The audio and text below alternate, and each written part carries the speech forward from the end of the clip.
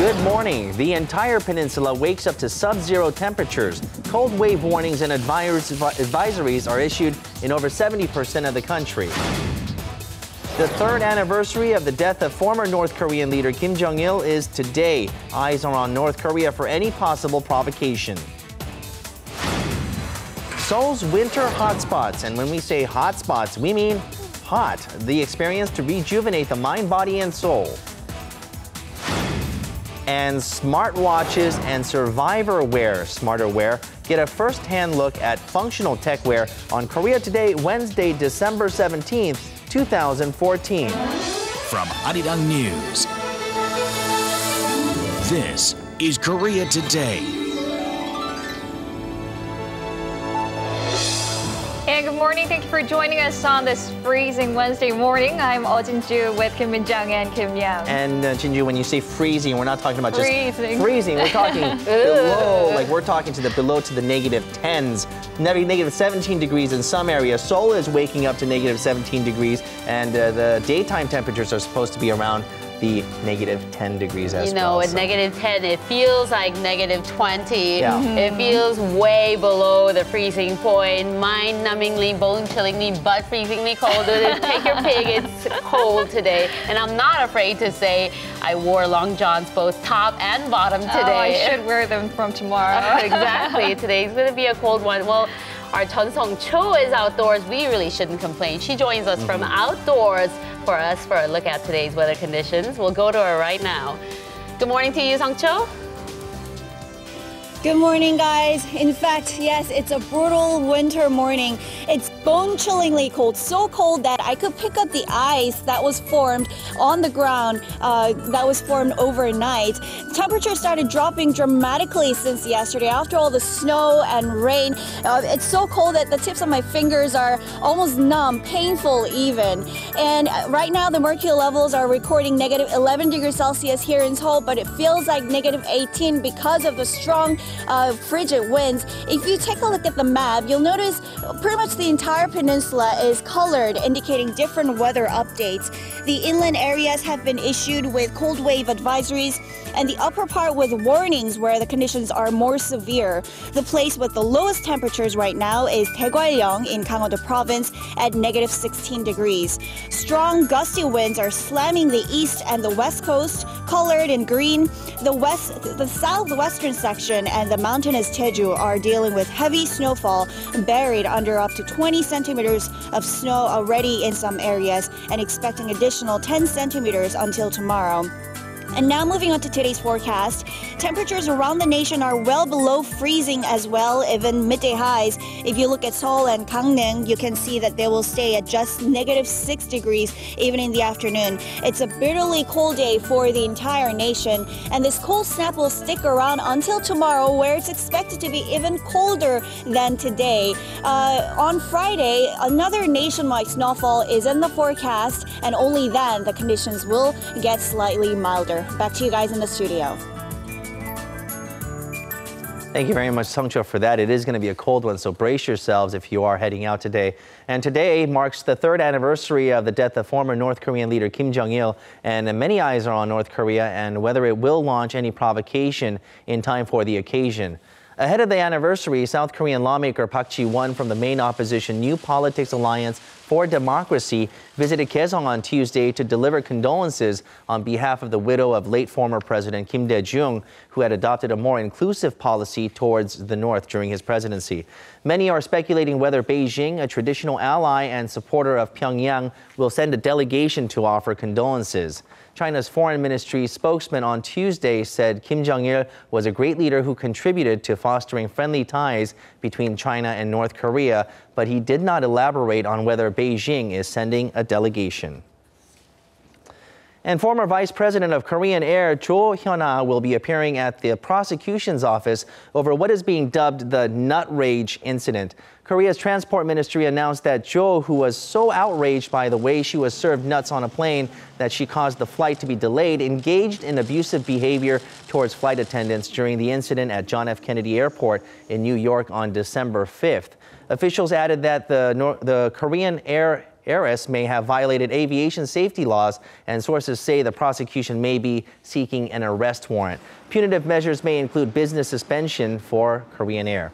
Shares of Korean Air fell 0.31% Tuesday to close at 48,450 won, despite favorable market conditions for the company from plunging oil prices, while Asiana Airlines jumped 5.88% to end at 7,021.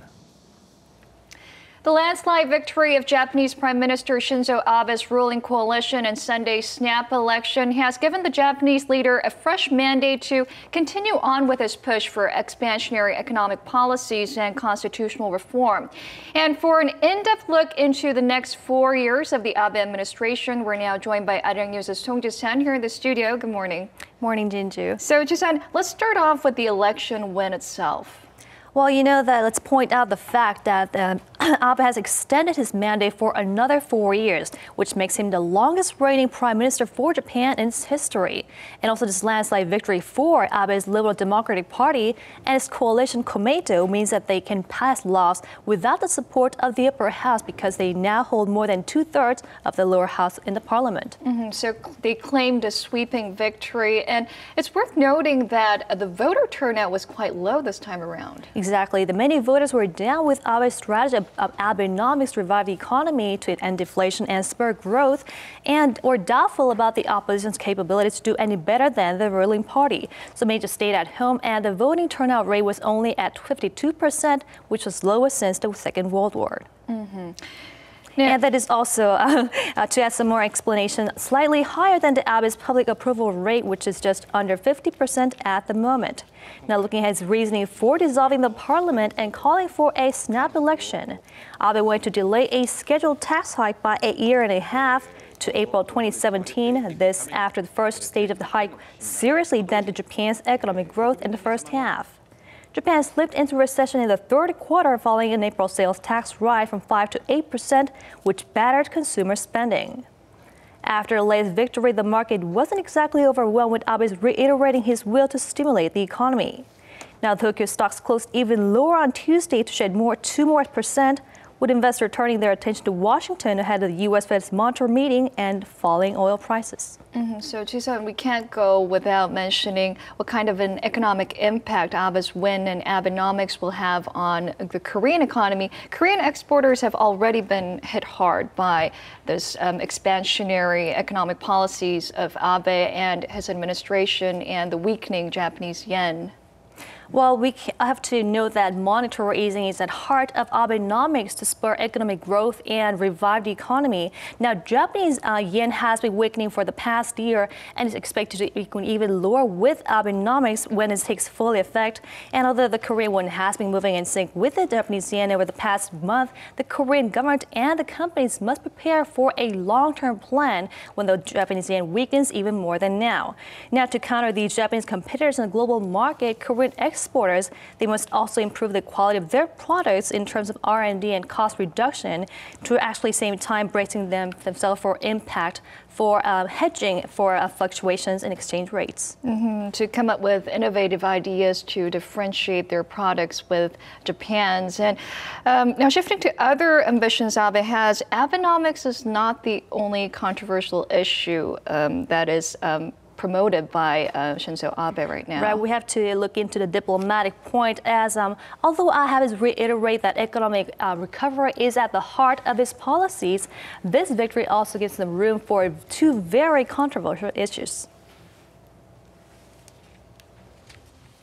The restart of nuclear reactors 3 years after the Fukushima meltdown, and the expansion of the military's global reach by lifting the post-war ban on collective self-defense. He seeks to pass those bills at regular parliamentary sessions, and to expedite that process, Abe will keep his cabinet intact. Abe said he will work to gain the public's understanding on the push to revise the pacifist constitution. We must obtain support from the majority of the public. As the leader of the ruling party, I will work toward expanding their understanding and earning their approval. That, of course, would require the ability to stave off opposition from in and out of the country. It's too bad that the Liberal Democratic Party won the election because they're trying to revise the peace constitution for the worse and pushing ahead to restart nuclear reactors. But Abe's move to the right could further deteriorate diplomatic relations with neighboring countries. A bilateral summit between Korea and Japan, or even trilateral talks including China, are unlikely to take place if Abe maintains his stance toward Japan's past atrocities. That is why pundits are paying attention to next year, as 2015 marks 70th anniversary since Japan's defeat in the Second World War and 50 years of diplomatic ties since Korea and Japan tied the Basic Treaty. Abe is expected to release a statement on August 15th next year, which is also the National Liberation Day for Korea. Now, how he will acknowledge those outstanding issues, such as Japan's attitude towards the wartime slaves, will actually determine how the diplomatic relations in the region will roll out in the next 4 years. And as Prime Minister Abe is planning to keep most of his hardline ministers, experts are quite skeptical about any improvement in Seoul-Tokyo ties in the near future. Right, we should keep a very close eye, especially for the beginning of next year. All right, thank you, Ji-sun, for that report this morning. Thank you.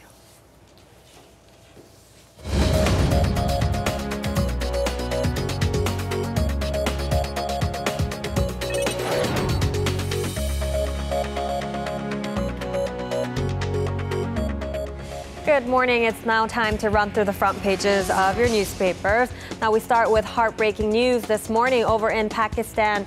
Taliban gunmen broke into a school in the city of Peshawar and opened fire on Tuesday, causing the bloodiest massacre the country has seen for years. We'll begin with an image on 중앙일보. And it's here, the title says, Taliban killing spree in Pakistan, 132 students and teachers dead. So this death toll is as of the daily's press time. You'll be hearing an updated number later in Global Update. Now, if we take a look at these sub-headlines, the paper says the attack was on a military-run high school attended by more than 1,000 people, many of them children of army personnel. Thus, the revengeous assault by the Taliban was certain to enrage the country's powerful army, and it took more than 8 hours for the militants to put an end to this massacre. Now, coming to Korea now, we'll switch gears and take a look at this headline on the left. The article is called Regional Hidden Champion Brings in 20 People with Master's and Doctor's Degrees to Sangju City. Now, Sangju City is in Gyeongsangbuk-do Province, and a professor at a local university in this provincial area who had felt his students had too slim of a chance to get jobs in the metropolitan areas decided to create a company himself where graduates from his school could work at. The company that started just with 5 founders has now expanded to an enterprise holding 100 employees with a yearly sales of over $33 million. And citing this example, the paper says that such hidden champions, which are relatively small but highly successful companies that are located in these regional areas, must be further developed to help give jobs to those graduates from schools in provincial areas. And we have a set of economy-related news. First up on 동아일보, and this one is about the economic slump this year-end. The headline says, year-end economic slump brings alarm bells instead of jingle bells. And looking at these sub-headlines for a closer look, the Daily says that due to an aging society and dwindling investment, the country's economy has fallen into a state of low growth and depression. Analysts fear that this economic slump will be protracted to a long-term depression phase that might last until year 2018. And even with year-end festivities and holidays coming up, such as Christmas, markets and entertainment districts, which should be sites with heavy traffic, have been relatively quiet due to a lack of consumers and spenders. And now we'll go on to the Korea Economic Daily for this side header regarding electricity charges.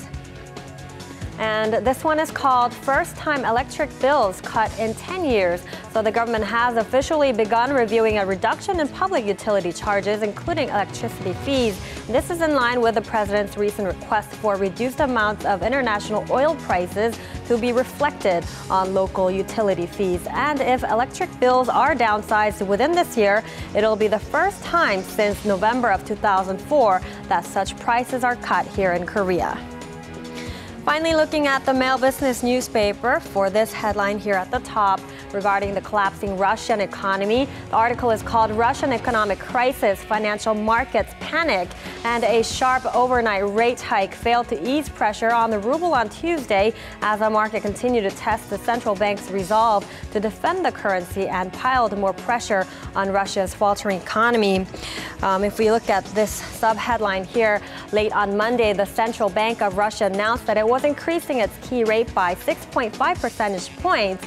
And if you take a look at this graph, it shows that the emergency move came as an enormous decline in oil prices has led the ruble to fall, and the currency slide has reflected a huge loss of confidence in the Russian economy. The Daily highlights that the uneasiness and insecurity that started in Russia is now affecting other advanced economies as well as emerging economies around the world.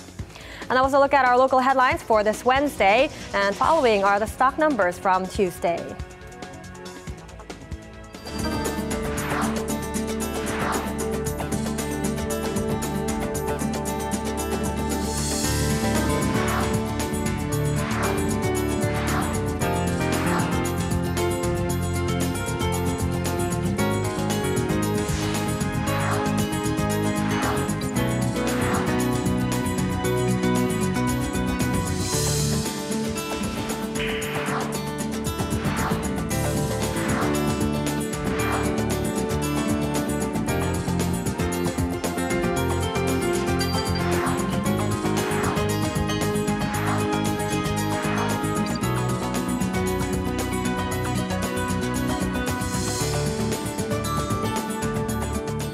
Well, you heard it earlier. There's outrage around the world after Taliban forces sprayed a school with bullets in perhaps one of its worst attacks in Pakistan as of yet. We'll check in with our Eunice Kim, who's at the news center for the latest on this and much more. Good morning to you. Good morning. A horrific attack, and I understand that the death toll is only growing. Yeah, that's right, Minjung. A Pakistani military official just hours ago said, including those soldiers who died while resisting the entry of the Taliban fighters, the death toll in that bloody school assault is now at 145. So aside from the 13 teachers and soldiers killed, that means 132 students were killed in Pakistan on Tuesday. The attack unfolded starting at about 10 a.m. local time in a military school in the northwestern city of Peshawar that had some 500 pupils inside. Authorities say many were killed when the 7 attackers wearing suicide belts took shots indiscriminately. Many of the students were children of army officials. The Taliban has claimed responsibility for this strike, which it said was revenge for the Pakistani army's raid that killed relatives of their members. Hundreds of Taliban fighters are believed to have died in a recent offensive in North Waziristan and nearby areas. World leaders expressed their sympathy and solidarity with the Pakistani government. UN Secretary General Ban Ki-moon condemned it as an act of horror and rank cowardice. Historical rival India has also denounced it as a crime against humanity, as it said it must be vigilant as well. And Russia, in the meantime, is seeing some major economic beating, and its currency continues to fall. And at one point on Tuesday, $1 US bought as much as 79 rubles. Right. It's since stabilized a bit since, but that would account for the ruble losing now more than half of its value this calendar year against the greenback, disturbing trends you saw earlier in those plunging graphs in print. Now, this, of course, on falling oil prices, which also recorded its cheapest price in 5.5 years, hovering around $55 a barrel, and volatile trading on Tuesday. Another hit, of course, Western sanctions. Not a lot of good news here either, as the White House is set to send more sanctions Russia's way by the end of this week. It appears Moscow's radical overnight interest rate hike did little to help. It had raised its key interest rate to 17% to curb currency depreciation risks. That's from 10.5%, which marks the biggest rate rate rise since 1998 when the Russian government defaulted on its debt. And, the country has spent more than $70 billion this year, Min-jung, to support its currency and oil and gas. Now, to give you a sense of why oil is such a big factor for Moscow, oil and gas does account for half of Moscow's government's revenues and 70% of the country's exports. We'll have to wait and see how this piece of news affects the Korean market when it opens in about 2 hours. Sure. All right, we'll have to leave it at that. Thank you, Eunice. Sure thing. And as we mentioned at the top of the show, today happens to be the coldest day of the season right here in Korea. You might want to just crawl back into bed, but do stay tuned because we'll take you to somewhere warm. I mean, really warm and cozy for some healing of the body and mind as well as your soul. So don't go away.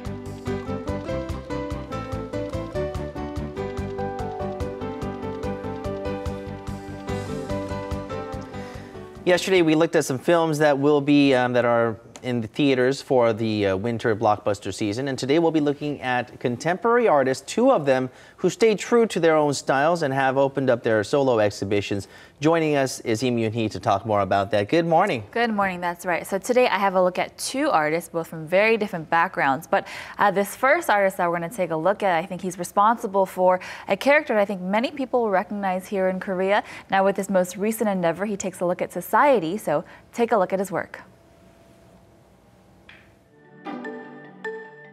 Since rising to fame for his fusion of Japan's Atom animation and Disney's Mickey Mouse to create Atomouse, artist Lee Dong-gi has opened solo exhibitions around the country, and most recently at the Gallery Hyundai. Under the title Zero Gravity, Lee displays a host of works that reflect his grounding in pop art and show his examination of images from everyday life. Through random selections and combinations, he portrays an image, or images, each with meaningful depth. I think my works have an element of modern society, the uncertain and the obscure. Another artist with a new exhibition is Song Hyun-soo. She spent most of her artistic career in Germany, but her Korean heritage is still the dominant factor in her works. With each brushstroke, Song goes back to her days in the Korean countryside, where she spent hours watching her mother spin thread from raw cotton. These memories come through in many of her works, but among them, a recent addition is a painting that pays tribute to the Seoul ferry disaster. Though she began her artistic career abroad, Song believes that past memories can never be erased. It's similar with people who study literature as well. Whatever country, whatever region you grew up in, the influence is seen in the work. Each one of her pieces only contains but a few lines, yet these precise lines took decades of practice, something she's committed to every step along the way. Now, there's definitely a minimalist quality to her work, right? Tell us a little bit more about her work. Right, so she actually names all her works based on how many brushstrokes it takes to complete the work. So it could range anywhere from 3 to 28. But she says she averages about 5 to 7. But really, she's at 60 years old, and she says she still practices that brushstroke every single day because with her work, every single one really does make a difference.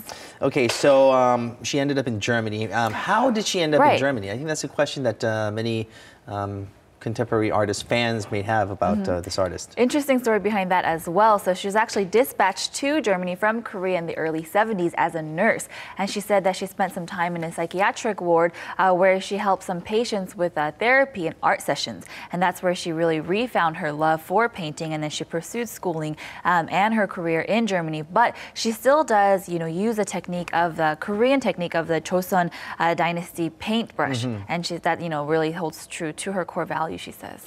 Okay, so let's go back to the first artist real quick. The Atom character, which is actually short for Atomus, right? Now, I know that my son is a big fan as well. I was a big fan. This is a character that we all know of. It's the first sort of a cyborg type of robot type of character from a cartoon from back in those days. Right, so he really is considered a huge artist, and especially because of this character, he became very famous. But really, with Lee Dong-gi, he really is considered one of the first and most important Korean pop artists to be in this country. And so he has gone beyond that character now with his new work. It really is another huge contribution to Korean pop art. So another gallery really worth checking out. All right, sounds great. So if you are interested in pop art, this is something that you'll definitely want to check out. Contemporary art as well. Uni, thank you once again for joining us with this report. It's always a pleasure. All right, still ahead on Korea Today, we are going to be looking at some hot items, some stuff that will really blow you away. A parka, which is actually survivor wear called Life Tech, as well as some wearable technology that we're going to be looking at. And we'll be looking at that and much, much more. As you can see, this is a brand new one right here. That's on our segment Hot Items with Jesse Day. He's going to be introducing all that to us. Now, they're just getting better these days when we're talking about function as well as style, as well as availability. So check out what's out there and available for you and get your IT groove on with Hot Items. And that is one amazing jacket we're going to be looking at.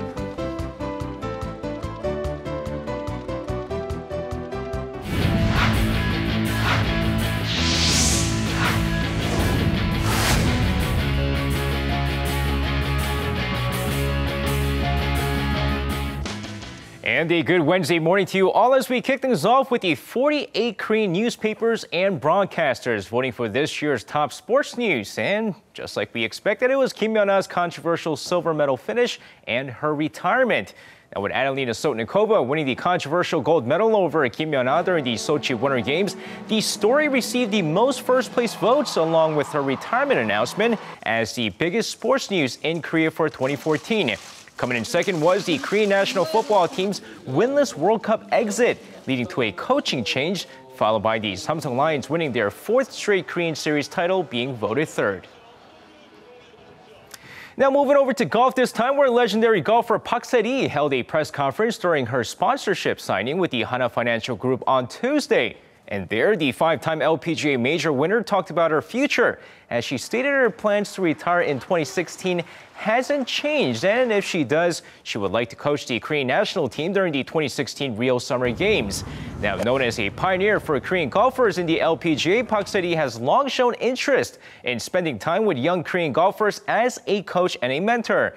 Now, she's currently the only Korean inducted into the World Golf Hall of Fame. And now shifting over to baseball this time, as the Office of Major League Baseball received the posting request for Nexen Heroes Kang Jung-ho, giving 30 Major League teams 4 days to post their highest bid. Despite Yang Yeon-jung and Kim Kwang-hyun getting posted for a small amount in their failed attempt to go overseas, experts are reporting that the interest in Kang Jung-ho is bigger, adding that 5 to 6 teams are currently known to be posting for the power-hitting shortstop. Now, with the bidding ending at 6 a.m. Friday Korea time, some value him at up to $15 million. Now, if you thought the Korean national football team is having a hard time trying to figure out what they're going to do with the upcoming Asian Cup in January, the Japanese national football team is in a bigger problem with their head coach being investigated for match fixing. Now, Javier Aguirre, who currently coaches the Japanese national football team, is being investigated by the Spanish prosecutors for allegedly fixing a match back in 2011 during the time he was coaching Real Zaragoza. Now, the allegation, which involves Aguirre and 40 others, have them possibly receiving a total of 965,000 euros or roughly 1.2 million US dollars. Meanwhile, the Japanese Football Association backs Aguirre's innocence, saying that they would not have hired him if he was involved in such scandal. And that's going to wrap it up for me. This has been SJ. Have a great rest of the day, and see you guys again for your sports needs.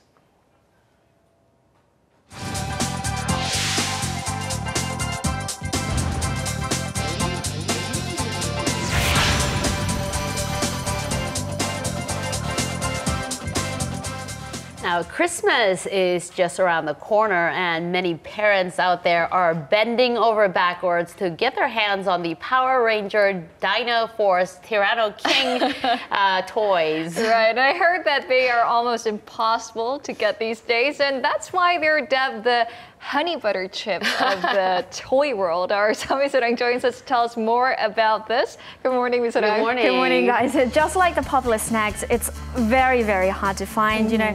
And as soon as they're stocked, they all sell out. So a bit of background though first on the Power Rangers series. Now this franchise has a theme for its TV series and merchandise each year. And the latest theme in Korea is the Dino Force theme, where all the characters are dinosaurs. This year's theme was particularly popular right from the beginning, and there's been a shortage in the supply of Dino Force toys all along. It's just simply exaggerated leading up to Christmas. Now, in the latest example of just how hot these toys are, yesterday, retail outlet E-Mart released 500 Tyranno Kings on their shopping app, and they all sold out within 4 minutes. 4 minutes? Wow. So, desperate parents who missed out had to resort to buying them from online resellers at up to 300% to 400% markup.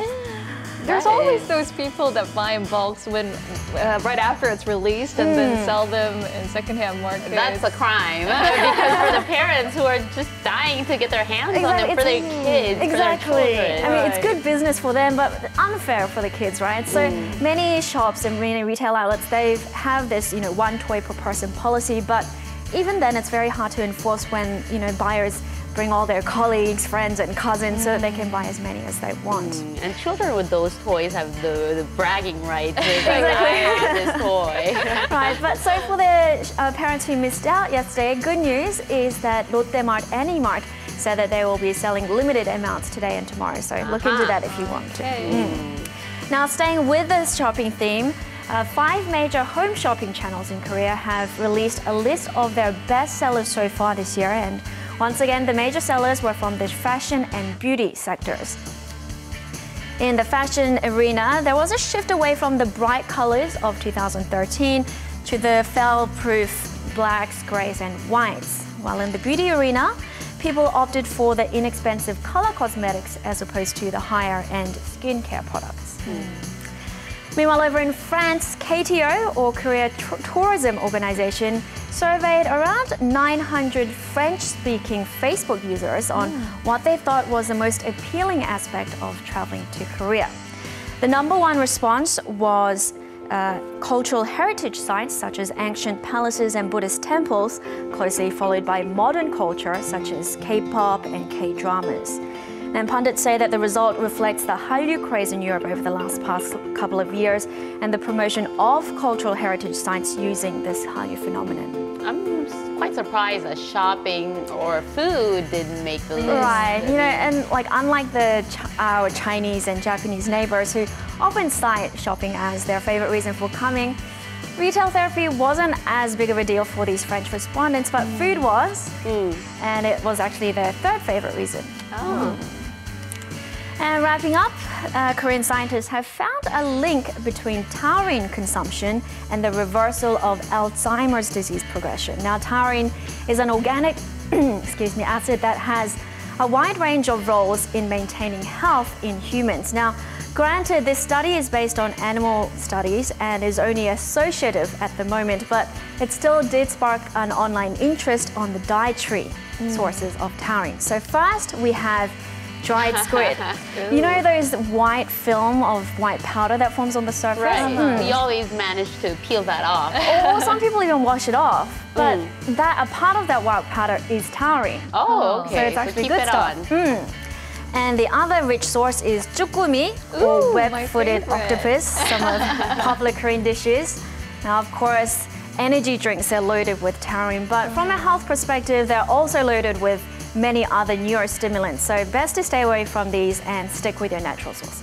Jukumi, right? Or ojingo, yep. Right, jukumi all the way. All right, thank you so much. Thank you. You're welcome.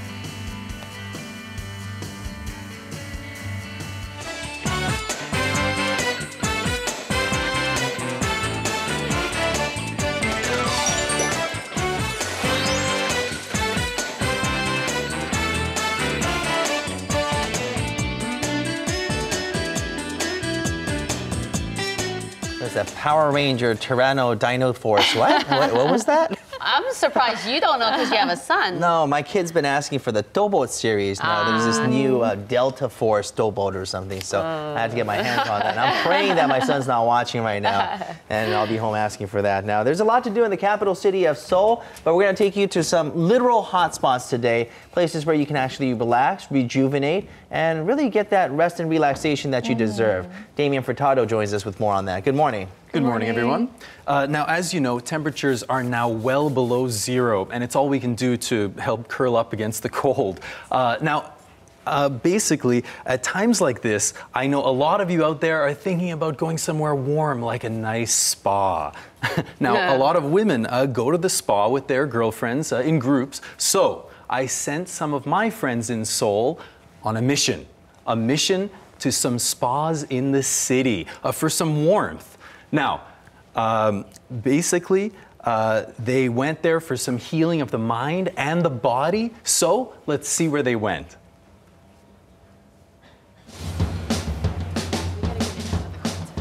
Great, thank you.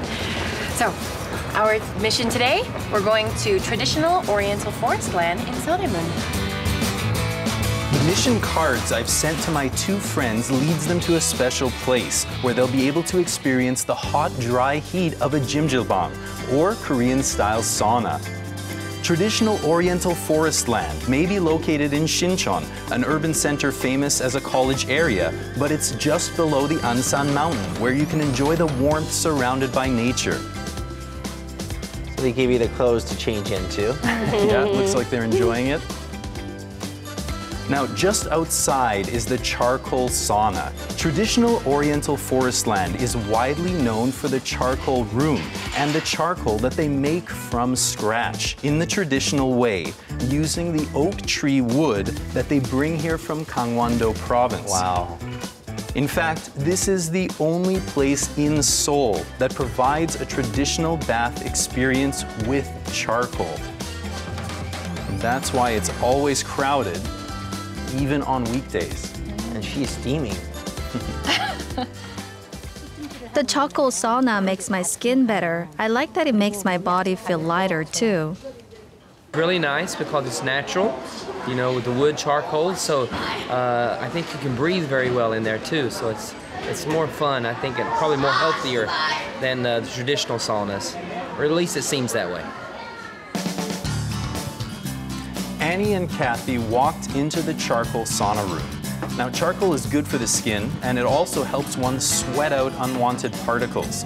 The three cave-like rooms are made with red clay and are divided into low heat, medium heat, and high heat. Hot. It's hot. The temperature in the high heat room goes up to an average of 80 degrees Celsius. Wow. Wow. Annie and Kathy went into the medium heat room, which is about 60 degrees, and while all the others seem nonchalant, these two found it quite difficult to stay inside. I need some water, but besides that, it's refreshing. Refreshing. I'm out. It's funny how humans choose to go into some place as hot as an oven, you know? And that's relaxing, but it is. So, I'm out, but I'm okay with that. You lost the challenge, huh? Kathy's strong. It was their first time. Now, this is the flower bath, which is hot even for those who are experienced.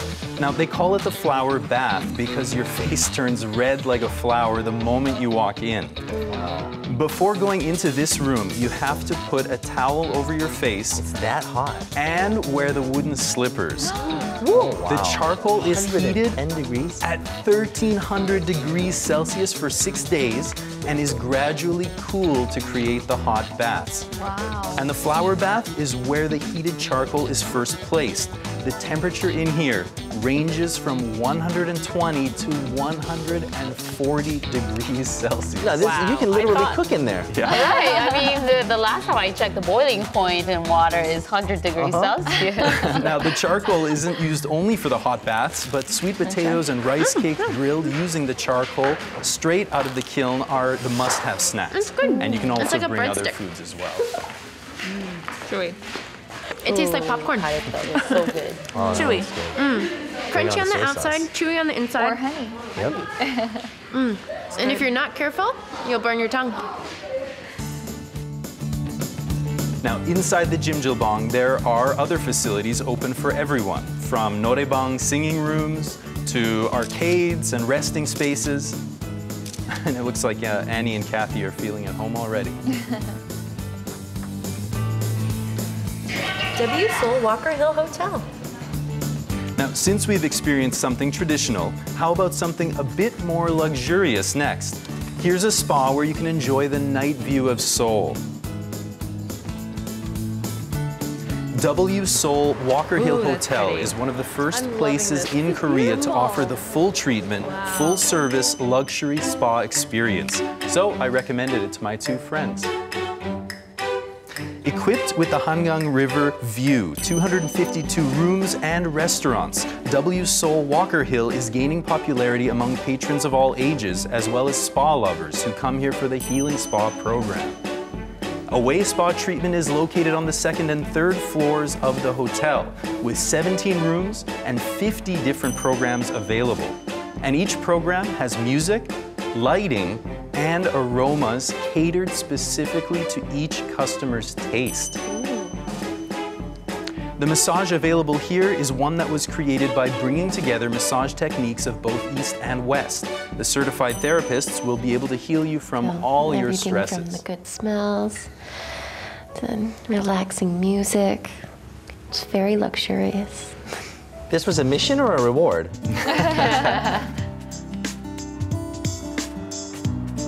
Now, the highlight of the spa is the outdoor bathroom where you can enjoy the entire view of Hangang River. My friends really fell for the night view of the Hangang here. Very nice. Now, the outdoor bath is just for women. There are 2 large jacuzzis, so you can enjoy the bath with your friends and family, as long as they're all women. Annie and Kathy said that they were very satisfied with the spa, thanks to the R&R as well as the beautiful view. Nice.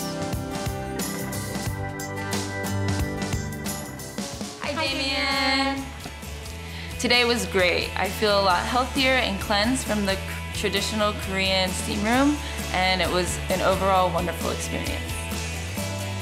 And then we got massages at the W Hotel's luxury spa, and we feel completely rejuvenated.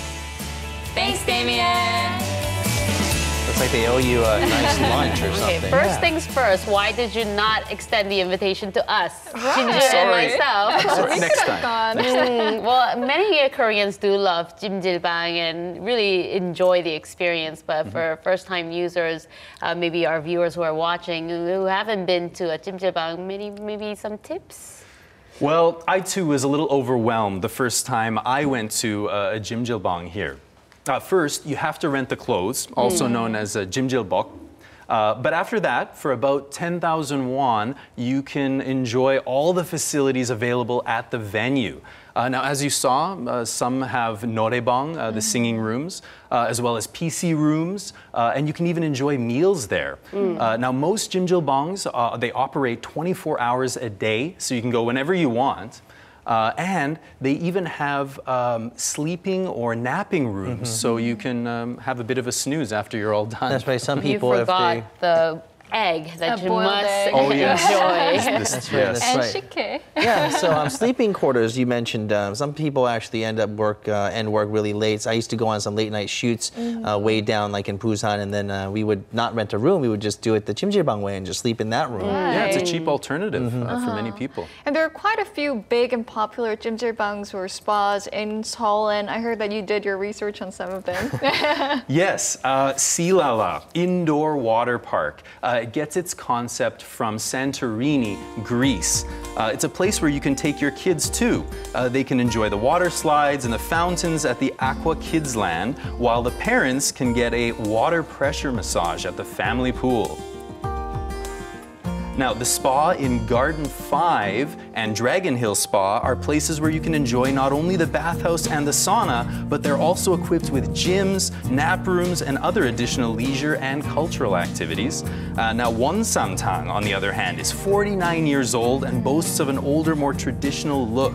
It was designated as a Seoul City Future Heritage Site. Wow. That was more of a 목욕탕, right? I love the word right? 탕 though, wonsamtang, you know, I it's like that samgyetang.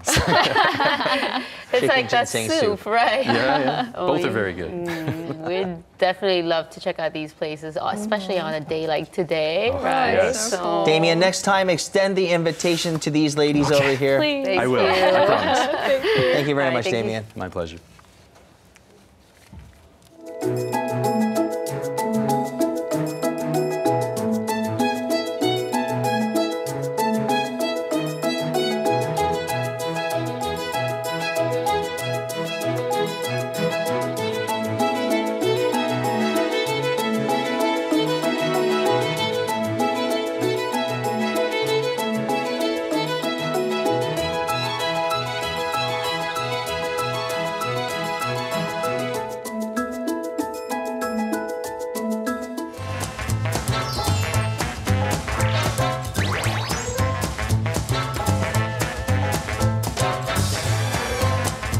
Okay, we're once again here with Jessie D for our Hot Items segment. Today we're going to be looking at some wearable technology as well as life-saving technology and technology that'll help keep you warm. Joining us is Jessie Day. Yes, happy to be here. And as you mentioned, we are introducing wearable things that have a smart aspect to them. High technology that can both help save, preserve your life, keep you warm, and just be overall convenient for you. Okay, so I'm wearing one of these watches now that we're going to talk about, and some of the other things include a jacket like this. Oh my gosh! I thought you were a mannequin. Oh, it's SJ. The greatest actor in the world. Give him an Academy Award. Yes, yes. You know, Young, for everything I'm wearing right now, whether it be a watch or this jacket at this moment and this nice little visor here, these are all smart wearable technology, and it's incredible what they're capable of doing. And we'll, of course, talk about this throughout this segment.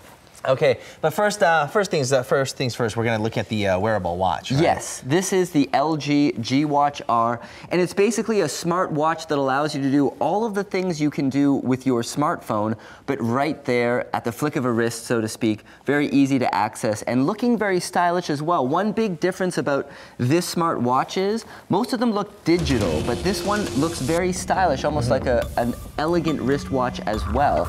Now, starting from being able to send and receive messages and phone calls, it has a variety of different functionalities, including a GPS system, as we can see here, and there's also a sensor on it that can both monitor your heart rate to act as an aid to your fitness routine or workout, and also act as a pedometer, keep track of how many given steps you take in a day.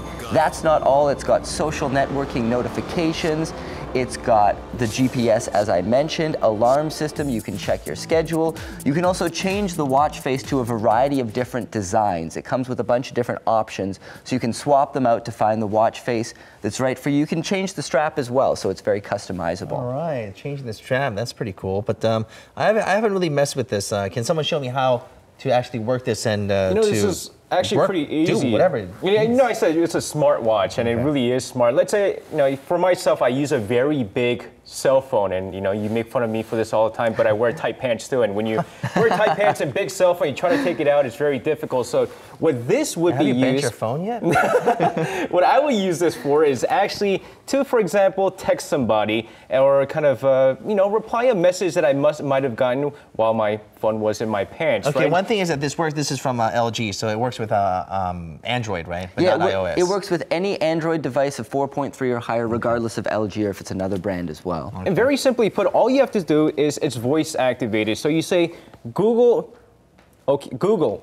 Okay, Google. Okay, Google, right? And then also basically you're supposed to turn it and it activates it right away. And then this, because it's in Korean, you would have to kind of reply my friend, for example, in Korean. So I would say, Korea Today 생방 끝나고 만나자. Can you speak that fast? Yeah, and it actually picks it all up. Okay, so right now it's better using Korean, right? Right, exactly. And then my friend would actually get this message as soon as I stop talking. Can we see the watch? Yeah, show us how it's working over here. See, well, this one is disconnected right now. You'll have to, because you're actually connected to someone else, and you're gonna message somebody. You know what? Okay, so show us how they were this teaching works. me a little bit earlier. I'm not sure if I can do it that well, but I'm gonna try to send a text message over there.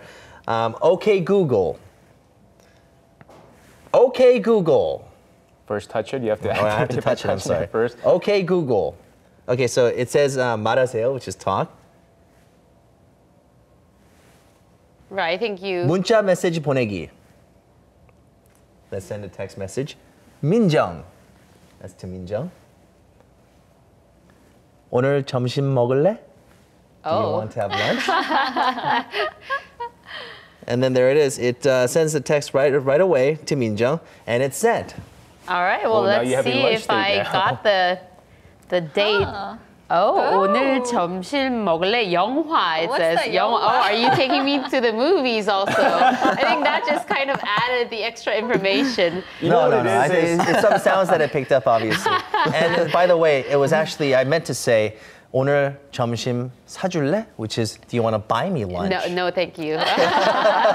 Okay, so that's how it works, and it makes things a lot more convenient, right? Right, because it's also very sensitive. So because you were saying other stuff after you sent the message, probably the reason why I picked up other messages as well. Okay, so now why are you getting ready for skiing? Why am I getting ready for skiing right now? Well, this is not just any hiking or I guess skiing gear that you're taking a look at here. This is actually very high tech. This is a Life Tech jacket from Kolong Sports, and literally from sleeve to sleeve, top to bottom, everything filled with high-tech equipment. Okay, so this is the Kolong Life Tech jacket.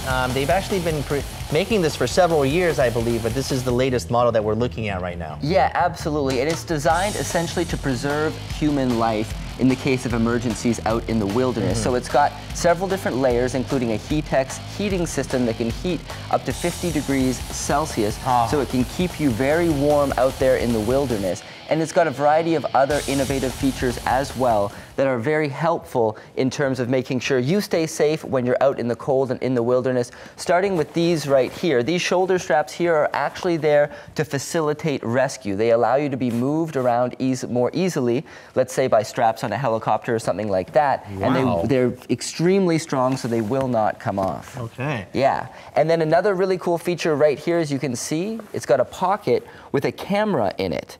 So this essentially acts as sort of a black box camera. To record where you are, exactly, the conditions that are around you. Yeah, it can take pictures, and it can also be hooked up to actually send your GPS coordinates to a predetermined phone number. So you can arrange all of that before you go on your hike or on your outdoor adventure, and it can allow you to be more easily rescued if the worst case scenario happens. I think we want to see your beautiful eyes now. I think the visor did its job. So I'm kind of curious about, is this thick enough? I mean, you said 50 degrees, right? Is it thick enough, and does it sustain that temperature? Yeah, well, actually what it uses is this right here. This is the Heatex heating system, a very thin pad, and the temperature can be controlled with the controller there as well. So very thin. That's why it looks thin. The jacket itself is warm, but this Heatex heating system is really what takes it to the next level and allows your temperature to be very warm. You know, he talked about the heat, he talked about the camera, and there's actually a very interesting technology. And if you notice my arm here, you have this interesting fan, and you might be going,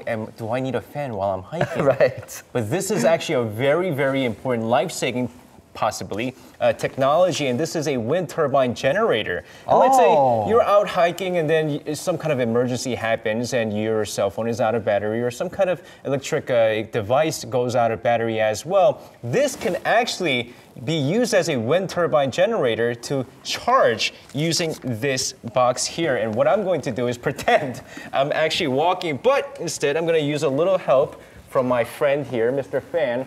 And it's actually going, and as it goes, if I'm going to pretend I'm walking. Yeah, run in place a little. And it has work up a sweat. basically go in for a while, and after a while, this light will turn green.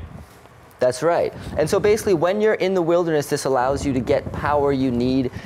Basically, after about 30 minutes of this, it provides, or 20 minutes actually, it'll provide enough power to make a 4-minute phone call, which of course can be Okay, crucial. now we can see that the propeller is churning, and that's what is causing actually the electricity to charge that little battery pack, right? Absolutely, and it takes a little bit of time, but eventually the green light will go on, and it can definitely be a great help in emergency That's situations. right, and also as you can see here, there are ports for the USB or your cell phone as well. For your chargers, right? Exactly. All right, we're going to put that aside for now. That looks great. Now, we do have about a minute or so to talk about this new system, which is kind of a similar system. It's a heat pack, right? Exactly. This is the Avalanche. Now, this jacket here is for extreme, perhaps hiking or adventure conditions, but for the discerning gentleman about town who wants to stay warm while still looking fashionable and stylish, we have the Avalanche. This is another heating pad system that can heat up to 50 degrees Celsius in under a minute. Wow. So that's going to keep you very warm, and yet the jacket itself, as we can see right here, goes very well with a suit, as Young is wearing right now as well. So basically, throughout time, the winter has caused our clothing styles to evolve. We've got parkas, we've got fur coats, we've got feather down jackets. However, we've often sacrificed style for warmth. Now the Avalanche changes all that with this heating system right here. So it looks very stylish, and yet it heats up to 50 degrees Celsius in under a minute. So it's got the best of both worlds, style and warmth. I want you to prove it though. Okay, please. So hold that up. Yeah, hold that up. We have an infrared camera right here that can actually detect So heat. basically, it has these strategic pockets in here that have it on there, right? That's right. So So I'm supposed to try this on? This one right here, or that one, yeah, sure. There you go. Please. This has been on. So this is, here it is you right here. You can see it right there. That's where the heating pad goes. Jesse, if you could step aside a little bit so we could see the monitor. Thank you. Sure. Now, don't judge me for needing electric heat pads to keep myself warm. I'm an old man. Put it on already. Will you? Okay, so it's cold, so it's understandable. So you put that on. It looks very nice, as you can see, very stylish. All right, so you can turn around. It should be heating your back. And we can see right there on the monitor, you see that red right there on the infrared camera. Wow. That is actually the pad heated up. That's actually me overheating in this jacket. And it feels warm, right? Could you zoom out a little bit so we can see the whole back? Yeah, I'll move forward. There you go. Yeah, that's it right there. I see. Huh. Okay, so the back, your back is nice and warm, huh? It's very warm. It's located right in the center of the back where you can feel it all throughout your body. All right, Young, you can do the weather tomorrow wearing that. You can be outside, you can do the weather report for us. Yeah, right. I think I'll stay in the studio. Thank you. All right, well, it's a cold one today, so do stay warm. This is where we say goodbye on this Wednesday morning. We'll be back at 7 a.m. tomorrow. Thank you for watching. Stay warm. Bye-bye. Bye.